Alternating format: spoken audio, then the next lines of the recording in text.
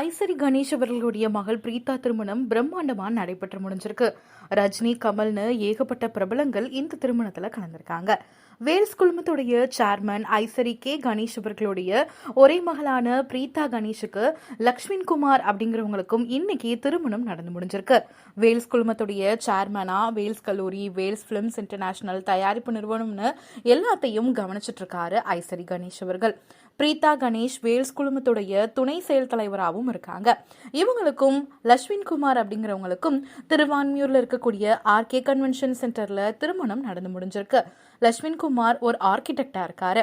இவங்களுடைய திருமணம் பிரம்மாண்டமான முறையில் நடந்திருக்கிறது தான் இப்போ சமூக வலைதளங்கள்ல ரொம்பவும் வைரலான பிக்சர்ஸா இருக்கு. சினிமா துறையிலிருந்து பலருமே இவங்களுடைய திருமணத்துல பங்கேற்றிருக்காங்க. ரஜினிகாந்த், கமலஹாசன், பிரபு, விக்ரம் பிரபு, சத்யராஜ், நிழல்கள் ரவி, இயக்குநர்கள் மணிரத்னம், ஆதிக் ரவிச்சந்திரன், வெற்றிமாறன், மாரி செல்வராஜ், பி வாசு, அதித்தி சங்கர்னு இந்த திருமணத்துல ஏகப்பட்ட பிரபலங்கள் பங்கேற்றிருக்காங்க.